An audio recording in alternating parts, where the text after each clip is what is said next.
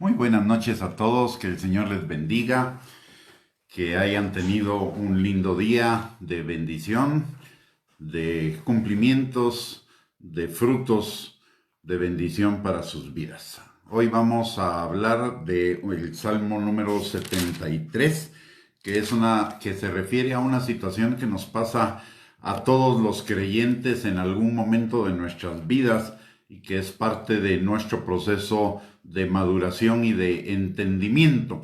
Pero antes de iniciar la transmisión, quisiera que me acompañaran para orar. Padre bendito, te damos gracias, Señor, en el nombre de Jesús, por este tiempo que tú nos permites hoy en la noche de poder compartir tu palabra, Señor. Y te pedimos, Padre, que tu Espíritu Santo esté con cada uno. Que su unción rompa todo yugo que nos pueda estar impidiendo, Señor, avanzar en nuestra vida como creyentes. Y también te pedimos, Señor, que sea tu Espíritu Santo el que nos guíe a toda verdad, que abra los ojos de nuestro entendimiento, que abra nuestros oídos, pero por sobre todo que abra nuestro corazón, para que tu palabra quede sembrada en él y produzca fruto y fruto en abundancia para la gloria de tu nombre. En el nombre de Jesús oramos. Amén y amén. Muy buenas noches para todos, qué bendición y qué privilegio el que pueda estar compartiendo con ustedes esta palabra, que como ya les dije, se refiere a una situación por la cual atravesamos todos los cristianos en algún momento de nuestras vidas y sobre la cual también necesitamos enfocarnos para poderla superar y llegar a otro nivel en nuestra relación con el Señor. El Salmo 73 comienza en el versículo número 1 y dice: ciertamente es bueno Dios para con Israel, para con los limpios de corazón. Y esto se refiere no solo al Israel físico, sino al Israel espiritual, que somos la iglesia. Porque el verdadero Israel, el Israel de Dios, está conformado por todos los que tienen la fe de Abraham, es decir, por todos los de la fe en el Señor Jesucristo. Por lo tanto, aquí hay una afirmación que no debemos perder de vista. Ciertamente es bueno Dios para con Israel, para con los de limpio corazón. Es decir, tiene sus condiciones, aplica, como se dice hoy, aplican restricciones, ¿verdad? Dios es bueno para con su familia, para con sus hijos, para aquellos a cuantos Él ha llamado. Y lo que necesitamos es mantenernos limpios de corazón. La limpieza de corazón es una de las características de los hijos de Dios. Es una búsqueda constante de los verdaderos hijos de Dios. Los verdaderos hijos de Dios anhelan su presencia, anhelan la comunión con Él, anhelan saber y conocer más de Él. La situación a la que se enfrenta en ese momento David es una situación por la cual todos los creyentes en algún momento pasamos. Y es que dice la palabra: en cuanto a mí, casi se deslizaron mis pies, por poco resbalaron mis pasos, porque tuve envidia de los arrogantes, viendo la prosperidad de los impíos. Y en el versículo 11 continúa hablando de ellos y dicen, ¿cómo sabe Dios? ¿Y hay conocimiento en el Altísimo? Esas son las preguntas que se hacen los impíos. Entonces, todos nosotros en algún momento nos hemos preguntado o nos hemos dicho por qué nosotros no nos va tan bien como le va a los que no creen en Jesús, a los que no siguen sus caminos, que no tienen, que andan en la soberbia, dice en el versículo número 6. Por tanto la soberbia los corona, se cubren de vestido de violencia, los ojos se les saltan de gordura, logran con creces los antojos de su corazón, se mofan y hablan con maldad de hacer violencia, hablan con altanería, ponen su boca contra el cielo y su lengua pasea la tierra. Es decir, aparentemente les va bien, y la pregunta que a todos nos surge es ¿por qué a ellos les va bien y a veces a nosotros nos va tan complicado o tan difícil? Sin embargo, dice David, Dice David, al final, dice, se llenó de amargura mi alma y en mi corazón sentía punzadas. Tan torpe era yo que no entendía. Era como una bestia delante de ti, dice en los versículos 21 y 22. Y en el 15 dice, si dijera yo, hablaré con ellos, he aquí a la generación de tus hijos engañaría. Cuando pensé para saber esto, fue duro trabajo para mí, hasta que entrando en el santuario de Dios comprendí el fin de ellos. ¿Cuál fue la solución para esa duda, para esa insatisfacción o para ese no entendimiento de lo que estaba sucediendo o de lo que David estaba viendo? Fue muy sencillo. Para todas nuestras dudas, preguntas, para todas nuestras situaciones de aflicción, para todas aquellas cosas que no entendemos. Lo que necesitamos es entrar en la comunión con el Señor. Lo que necesitamos, en lugar de seguirle dando pensamiento a esas situaciones y que nos puedan hacer dudar, vacilar o cierta inestabilidad en nuestra relación con el Señor y aún en algún momento regresar a nuestra vieja manera de vivir, lo que necesitamos es entrar en la comunión con el Señor. Dice la palabra en el versículo... Voy a repetir el versículo 1, porque ahí están las respuestas que David encontró a esa duda, a esa inquietud que él tenía. Y dice, ciertamente es bueno Dios para con Israel, para con los limpios de corazón. En el versículo 4 dice, porque no tienen congojas por su muerte, pues su vigor está entero. No pasan trabajos como los otros mortales, ni son azotados como los demás hombres. Notemos algo acá, y es algo que nosotros a veces perdemos de vista. La palabra de Dios dice que no tienen congojas por su muerte. ¿Por qué? Porque estamos seguros de a dónde vamos a llegar. Estamos seguros que nuestra vida es una vida eterna y es una vida en el cielo junto con el Señor, y que no tendremos más lágrimas, ni más dolor, ni más pecado, ni más aflicción, ni más tristeza, ni más limitaciones, ni escasez. O sea, sabemos a dónde vamos. No es lo terrenal lo que nos debe importar sustancialmente. O sea, no digo que nos despreocupemos o que no nos importe lo terrenal, pero nuestra prioridad no está en esta vida. Nuestra prioridad está situada en la eternidad. Esta vida es temporal y todas las situaciones que aquí pasamos son situaciones temporales, mientras que lo que vamos a vivir en la eternidad es permanente. Es todos los días de aquí hasta el infinito. Entonces no deberíamos ser ocupados, tan afanados en las cosas terrenales, cuanto más en las espirituales. Ahí es donde de veras debería estar nuestra visión. Hacia eso deberíamos estar apuntando. Por el otro lado dice, pues su vigor está entero. Recordemos que tenemos la promesa de que aun cuando nuestro hombre interior se va desgastando de día en día, nuestro hombre interior se va fortaleciendo. Y además tenemos la promesa del Señor de que por sus llagas seremos sanados y de que Él llevó nuestros dolores y nuestras enfermedades en la cruz del Calvario. Eventualmente vamos a morir a esta vida terrenal, porque aquí no somos eternos. Aquí estamos de paso, aquí somos extranjeros, aquí estamos temporalmente. Eventualmente vamos a tener que morir si es que no viene el arrebatamiento antes. Pero aún la muerte para nosotros no es una derrota, sino es una victoria. ¿Por qué? Porque la palabra de Dios dice en el Salmo 116 que la muerte de sus santos es agradable a los ojos del Señor. Y dice en Isaías 57 que muere el justo y no hay quien entienda, que de la aflicción lo libró el Señor.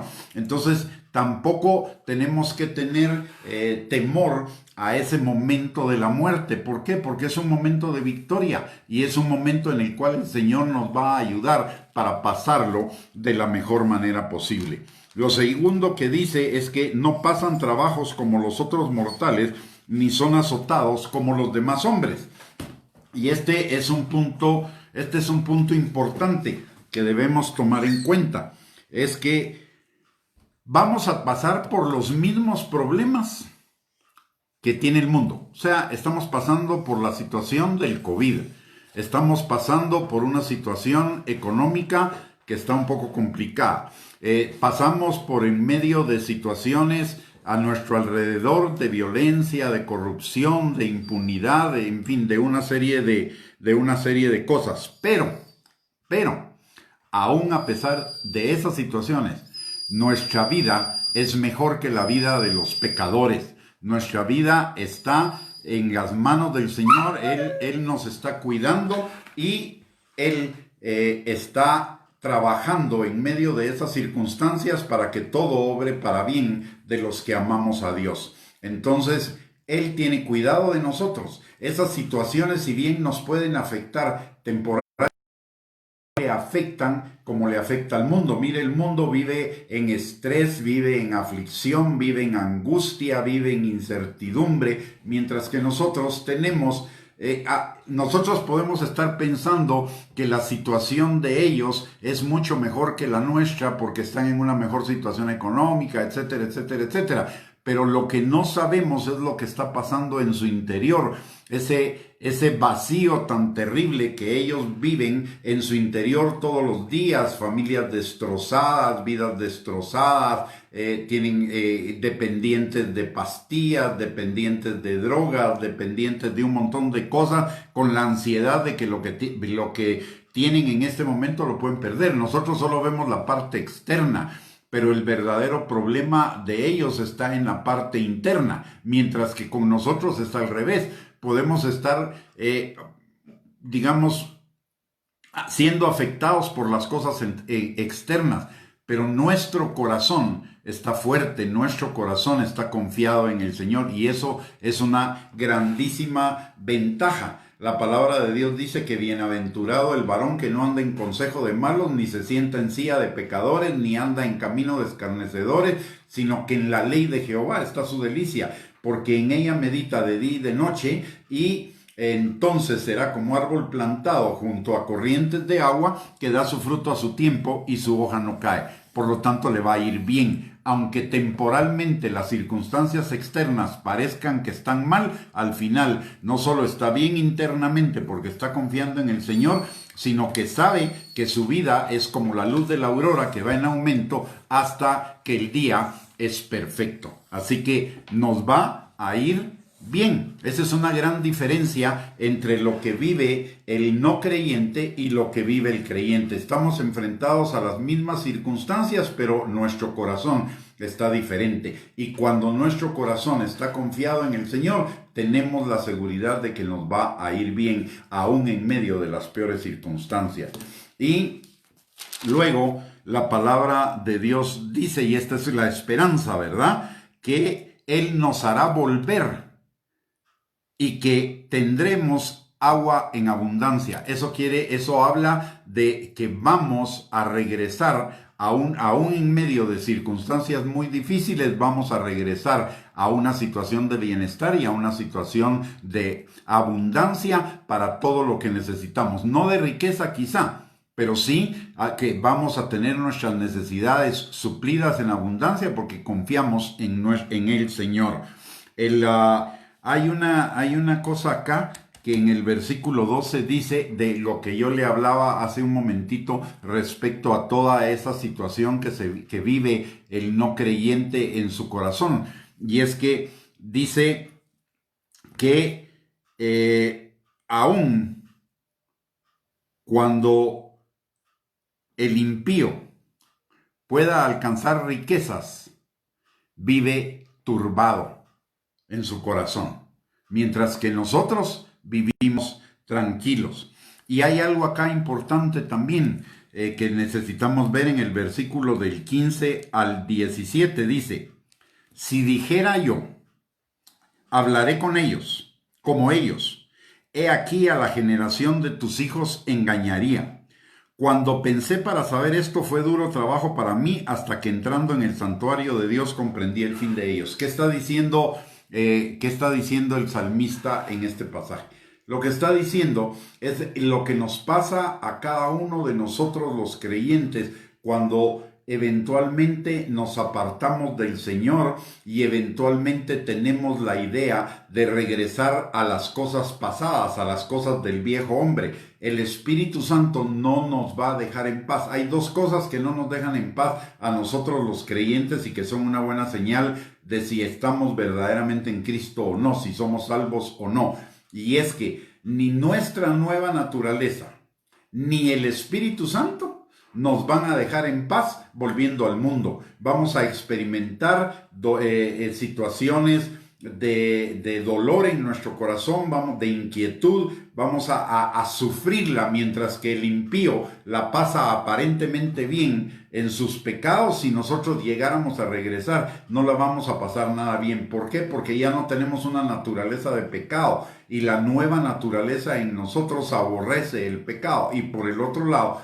tenemos al Espíritu Santo que no nos va a dejar en paz, que nos va a estar redarguyendo constantemente y convenciendo de pecado para que haya en nosotros arrepentimiento y regresemos al Señor. Hay alguien, si no estoy mal, creo que fue este predicador Spurgeon, el que un día dijo: la oveja se puede ensuciar en el lodo, pero solo el cerdo vive en el lodo, revolcándose. Y esa es la cosa que pasa en el corazón, en el creyente, una vez que el creyente por alguna razón se retirara del Señor.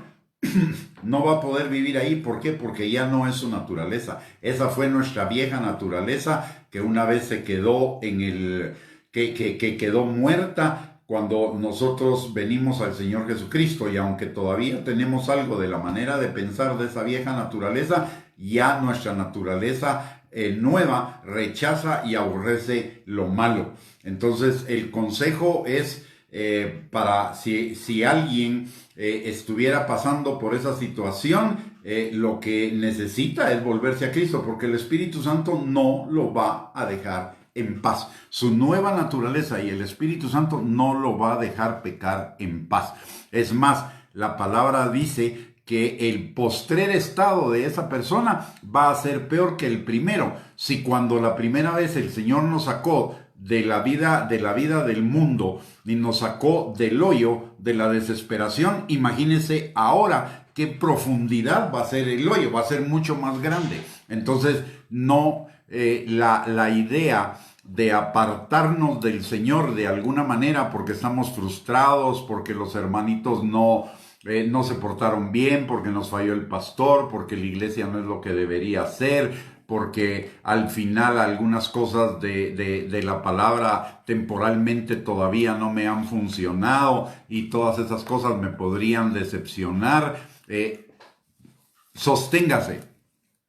Sosténgase, no tenga la tentación de retirarse del Señor. Es más, si pecó, no se retire del Señor. Mucha gente en el ámbito cristiano, cuando peca o cuando cae en pecado, lo que hace es retirarse del Señor y se está retirando de la única fuente que lo va a restaurar, limpiar, sanar y levantar.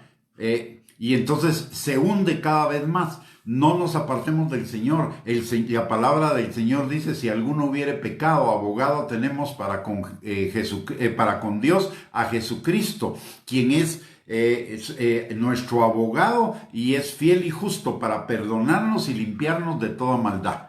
Entonces no necesitamos separarnos, no necesitamos huir. El Señor, la gracia del Señor está ahí. Pero primero su misericordia, ¿verdad? Necesitamos reconocer nuestro pecado, necesitamos arrepentirnos, necesitamos volvernos a Él y confesarlo, y su gracia nos va a levantar y nos va a restaurar. No necesitamos, por ese tipo de situaciones, regresar al mundo. No es una buena idea. Es lo que la carne, el diablo, el mundo y algunos otros nos sugieren, pero lo que la palabra de Dios nos dice es que en lugar de correr lejos de Dios, que vayamos y nos reconciliemos con Él.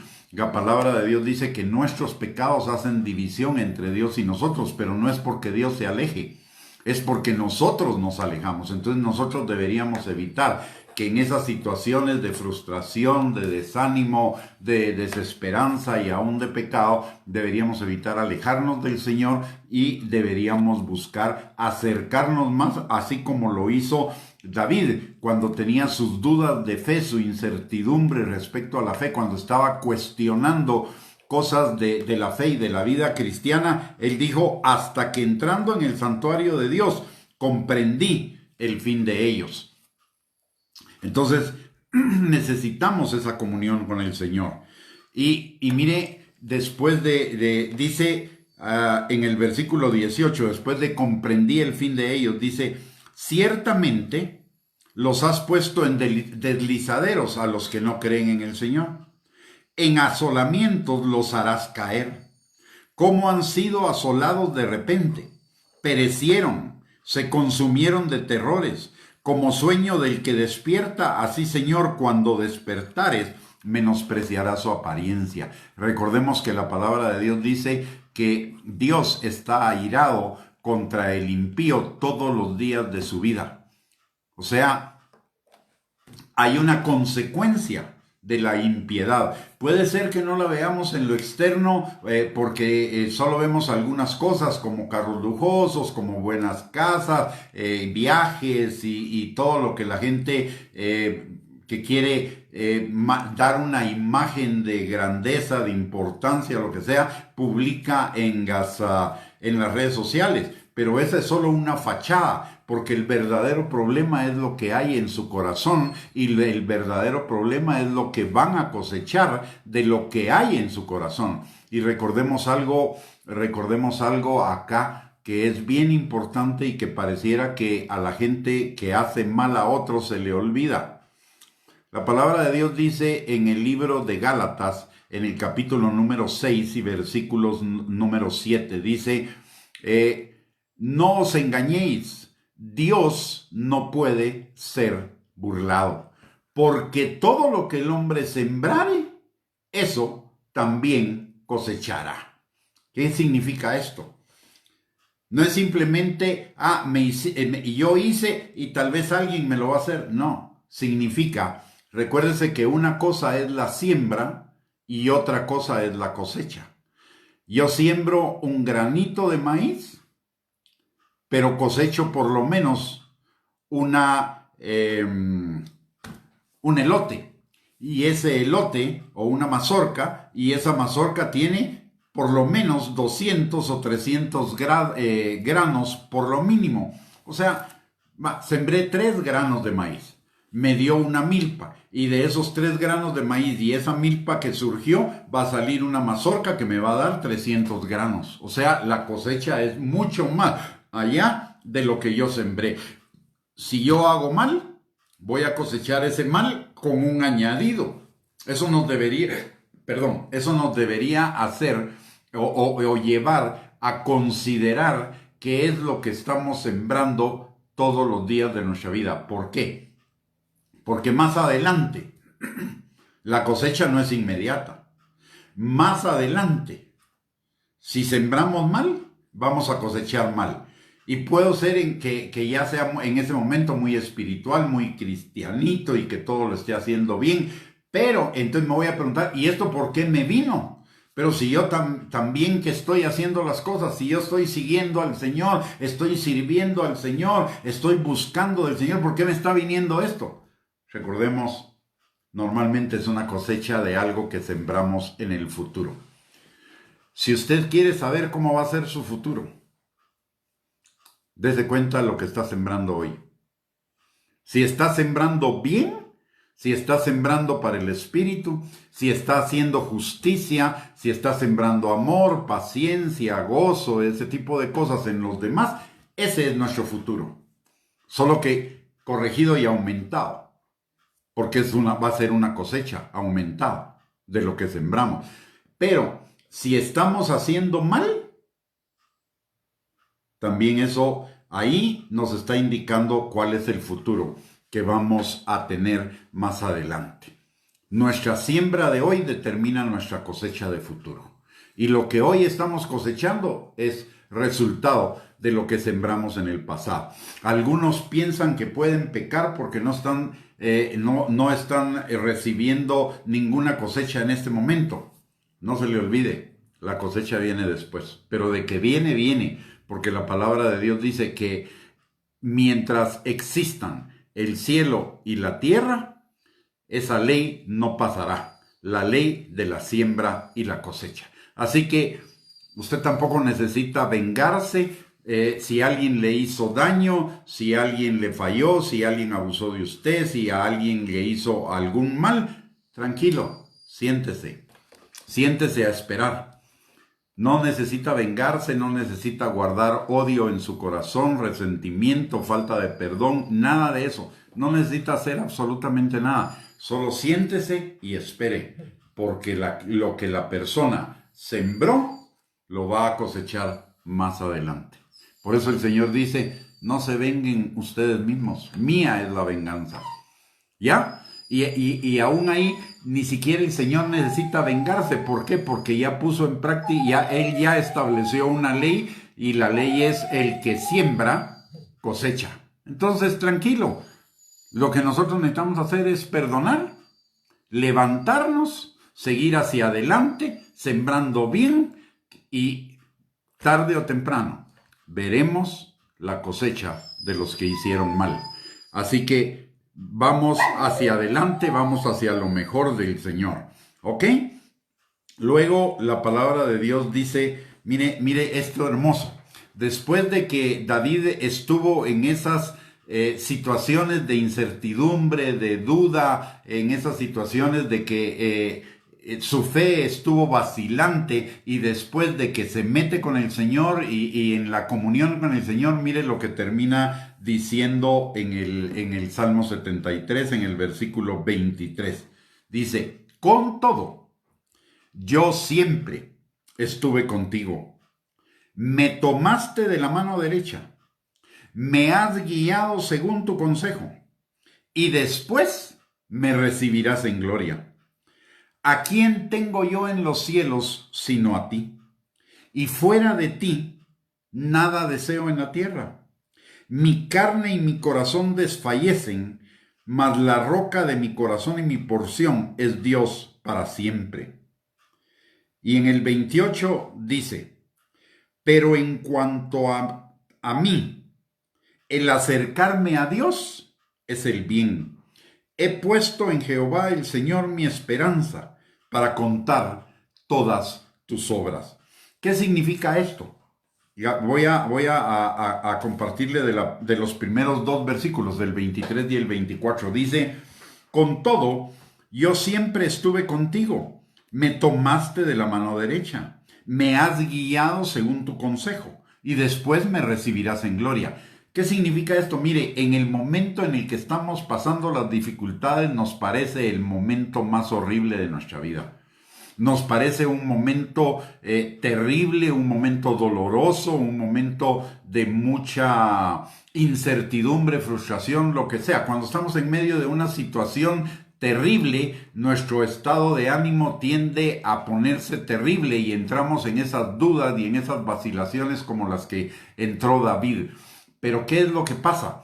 Cuando el Señor nos saca de ahí, y unos meses, unas semanas, unos meses o unos años más adelante, volvemos a ver para atrás, y entonces podemos decir lo que dijo David: Señor, gracias, porque aún en medio de esa situación tan difícil, que a mí me parecía tan difícil, no fue tan difícil. Y además tú la hiciste obrar para bien en mi vida, porque ahora estoy mucho mejor, estoy en libertad. Tú trajiste restauración, tú trajiste sanidad, tú trajiste abundancia, tú trajiste bendición a mi vida después de esa circunstancia.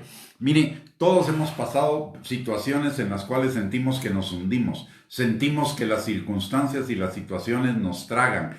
Alguien, una relación sentimental rota, o una pérdida de un empleo, o que tuvimos un problema con la familia, o que tuvimos un problema en la iglesia o cualquier cosa así. Y en ese momento lo que nosotros queríamos era algo así como decir: tierra, trágame, o Señor, llévame, cualquiera de todas esas cosas. Pasamos por ahí, pero una vez que en medio de la circunstancia confiamos en el Señor y dejamos al Señor obrar en medio de esa circunstancia, cuando salgamos de ahí, casi que la expresión va a ser: y por eso me estaba preocupando, y por eso sufrí, y por eso me afligí. Mire, en una relación sentimental que se quebró, que por alguna razón nos abandonaron o pasó cualquier cosa, pero la relación no se concretó y sufrimos. Lo que no nos estamos percatando en ese momento es que cuando el Señor dice no a algo, es porque nos está protegiendo. Y cuando nos dice sí, es porque nos quiere bendecir. Y a veces el Señor, o no a veces, normalmente cuando se cierra una puerta en nuestras vidas de cualquier tipo, el Señor nos está protegiendo de esa puerta porque Él sabe lo que hubiera podido pasar si seguimos con esa puerta abierta. Entonces Él nos la cierra y de una vez Él está determinando para más adelante una puerta que Él va a abrir, que es una puerta de bendición y donde nos va a ir bien, mucho mejor de lo que nos hubiera ido en la puerta que se cerró. Así que lo que necesitamos es confiar en el Señor, y eso es lo que está diciendo David aquí. Yo me afligí, yo me angustié en ese tiempo, tuve dudas, estaba en un infierno, pero ahora me doy cuenta que tú siempre estuviste conmigo, que me tomaste de la mano derecha y me guiaste según tu consejo y me fue bien. Y ahora, encima de eso, me vas a dar vida después de esta vida. Y eso lleva a David también a expresar tres pensamientos que son tal vez la base más importante de este salmo, que son tres pensamientos que constituyen la base de un verdadero adorador, de uno que está apuntándole a ser la novia de Cristo, de uno que está siendo buscado por el Señor. Recuérdese que la palabra dice en Juan capítulo 4, versículos 22, 23 y 24, que Él busca en espíritu y en verdad. Y esos adoradores, enamorada de Él, es la gente que va a ser la novia de Cristo en las bodas del Cordero. Los demás podrán ser invitados, siervos o lo que sea, pero los apasionados son los que van a ser la novia del Cordero. ¿Y quiénes son esos apasionados? ¿O cómo se expresa un corazón que está apasionado por el Señor? Mire lo que dice David. Dice: ¿a quién tengo yo en los cielos sino a ti? Y fuera de ti, nada deseo en la tierra. Mi corazón, mi carne y mi corazón desfallecen, mas la roca de mi corazón y mi porción es Dios para siempre. ¿Qué está diciendo David con esto? En principio, ¿a quién tengo yo en los cielos sino a ti? Y fuera de ti, nada deseo en la tierra. Es la expresión de un hombre que llegó a entender que el Señor no solo necesita ser, o no solo necesitamos que sea el primer lugar en nuestras vidas o el centro de nuestras vidas. Significa que el Señor debe ser nuestro todo. O sea, nosotros todo lo debemos esperar del Señor. Es en Él en quien debemos confiar. El Señor no debe ser nuestro último recurso. El Señor debe ser nuestro primer recurso. Y le pongo un ejemplo. Si en algún momento llegamos a estar enfermos, ¿qué es lo usual que hacemos en una enfermedad? Salimos corriendo al médico. Y cuando los médicos no le dan, y cuando los médicos no le atinan, y cuando después de medicinas y un montón de gastos y todo, no logramos la curación, entonces en ese momento clamamos al Señor como el último recurso. Pero si hubiéramos confiado en Él como el primer recurso, Él nos hubiera guiado y nos hubiera sanado, sin tener que pasar por todas esas decepciones de que lo que nosotros creíamos que era el principal recurso o el recurso más importante que teníamos a la mano en ese momento, fallara. y nos causara frustración, etc. O sea, siempre el Señor debe ser nuestro primer recurso, nuestro único recurso. Y si Él quiere que vayamos al médico, Él nos va a indicar que va a ser por el médico. Pero si Él nos quiere sanar sin necesidad del médico, Él nos va a sanar sin necesidad del médico. Entonces, necesitamos poner al Señor de primer lugar en todo, de centro de todo, como nuestro todo absoluto, una total dependencia del Señor. Esa es una vida plena. Y el Señor nos va a guiar, el Señor va a usar los recursos que tenemos a nuestro alrededor, el Señor puede traer personas o el Señor puede traer recursos de otro lado que resuelvan nuestra situación, pero Él debe ser el centro de todo. Él es nuestra única necesidad. De hecho, cuando Él se identifica con Moisés, para que Moisés pudiera contestarle al pueblo de Israel quién lo había enviado, él se autonombra o se dice de sí mismo: yo soy el que soy. ¿Y eso qué significa realmente? En el idioma original, en las palabras originales, significa: yo soy todo lo que tú necesitas.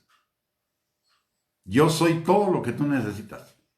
Y ese debería ser nuestro pensamiento hoy, que Él es todo lo que nosotros necesitamos. Y mire lo que le pasó al pueblo de Israel, cómo Dios cumplió, aún a pesar de la desobediencia del pueblo de Israel, cómo el Señor cumplió todas las necesidades de ellos. Eran esclavos en Egipto, y aun cuando fue un proceso largo, el Señor los liberó. Los lleva al desierto. Y en el desierto no es un lugar donde hubiera agua, donde hubiera comida, donde hubiera carne, donde hubiera ropa, donde hubiera zapatos. ¿Qué pasó? El Señor suplió durante 40 años de comida donde era imposible que hubiera comida, de agua donde era imposible que hubiera agua, de calzado donde era imposible que hubiera calzado, que hubiera habido calzado. Él no permitió que el calzado que ellos llevaban se gastara. Y también proveyó de vestimenta, porque los vestidos tampoco se gastaron. O sea, el Señor suplió todas sus necesidades a pesar de la infidelidad. Fue lo único que necesitaron. Y esa es una lección para nosotros. El pueblo de Israel solo necesitó al Señor en el desierto, en un lugar donde no era posible nada, y Él hizo posible lo que parecía imposible. Y eso nos debería alentar a nosotros, que si estamos con el Señor es nuestra única necesidad realmente. Si tengo al Señor conmigo, todo lo demás va a estar satisfecho. Como dice Mateo capítulo 6, versículo 33. Buscad el reino de Dios y su justicia, y todas las cosas nos serán dadas por añadidura. Él debe ser nuestro único recurso. Él debe ser el todo de nuestra vida. No el primer lugar, no el centro, el todo. Cuando Él es el todo, todo va a salir bien. La otra cosa que dice David acá es: aunque mi carne y mi corazón físicos desfallezcan, la roca de mi corazón y mi porción es Dios para siempre. En mi hombre interior, mi hombre exterior se puede estar desgastando. La edad, pues, pasa facturas a veces, ¿no? Y la edad también nos lleva a que físicamente ya no vamos a ser los mismos que cuando éramos jóvenes.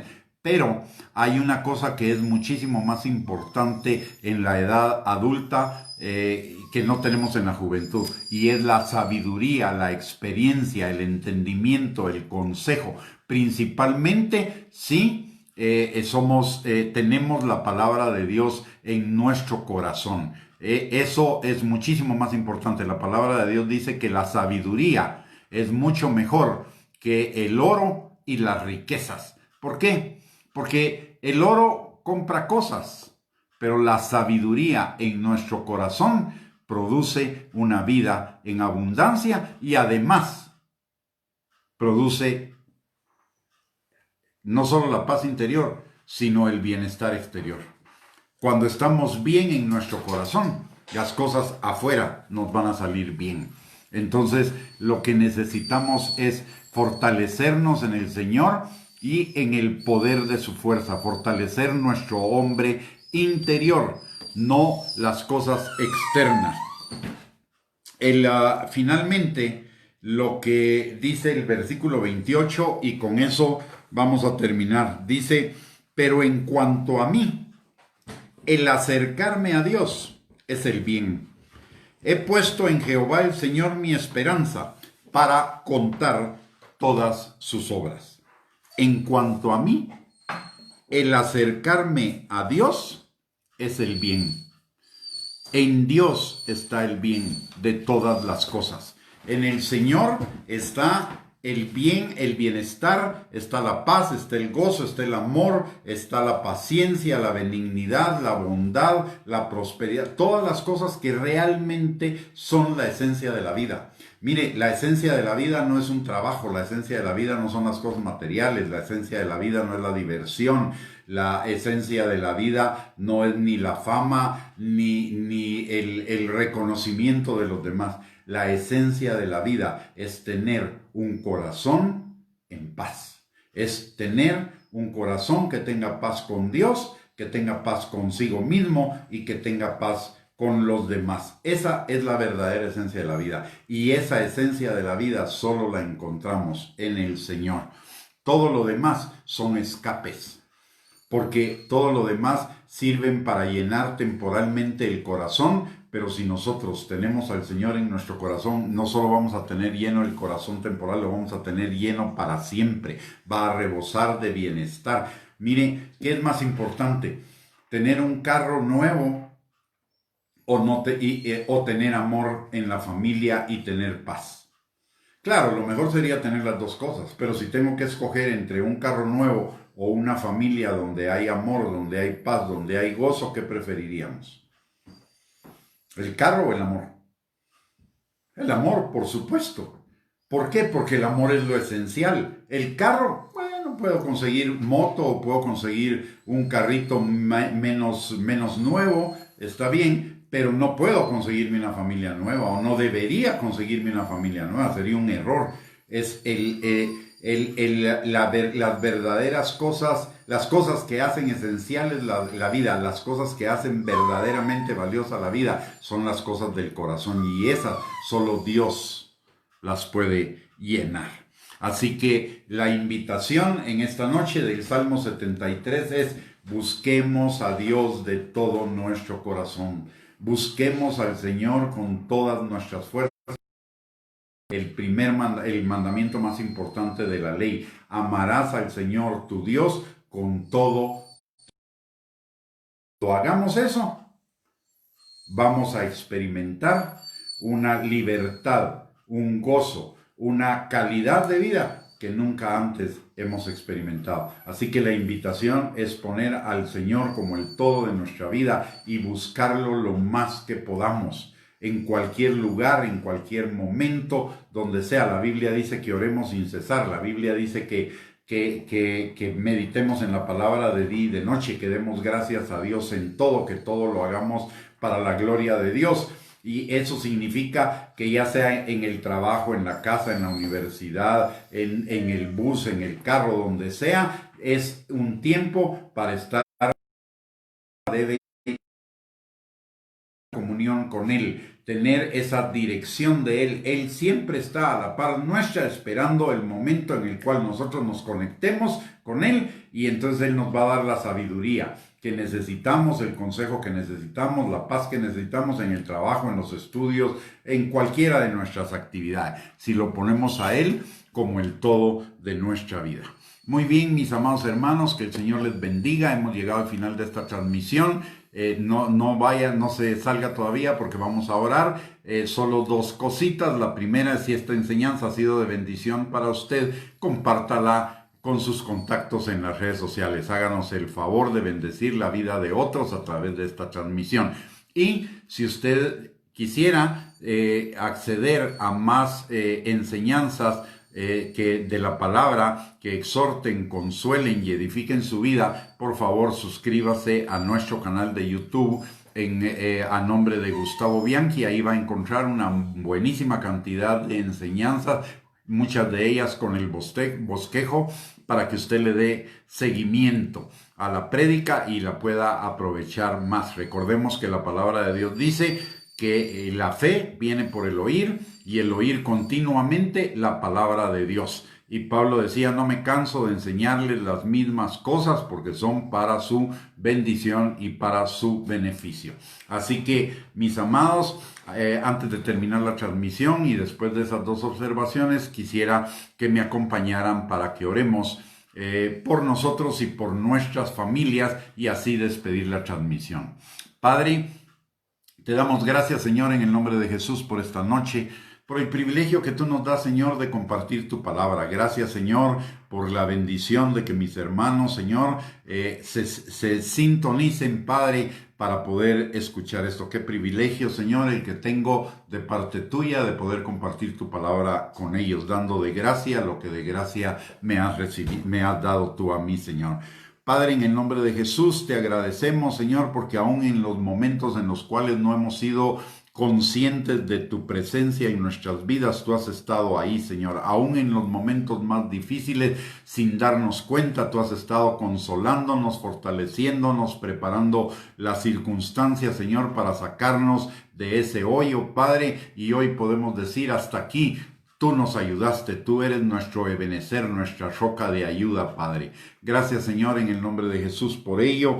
Y hoy, Señor, aprovechamos este tiempo para entrar al trono de tu gracia, para encontrar misericordia y gracia para el oportuno socorro de cada uno de nosotros, Señor, y de nuestras familias.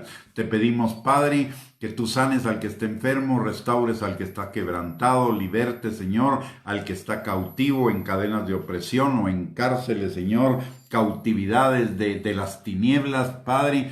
También te pedimos, Señor, que tú suplas toda necesidad, que fortalezcas al que está debilitado, que levantes al que está caído, Señor, que a todos, Padre, nos des hambre y sed de ti cada día más. Y, Señor, que a todos los que están angustiados, decepcionados, deprimidos, ansiosos, estresados, Señor, venga sobre ellos tu manto de gozo y tu óleo de alegría y los levantes de esa situación, Padre.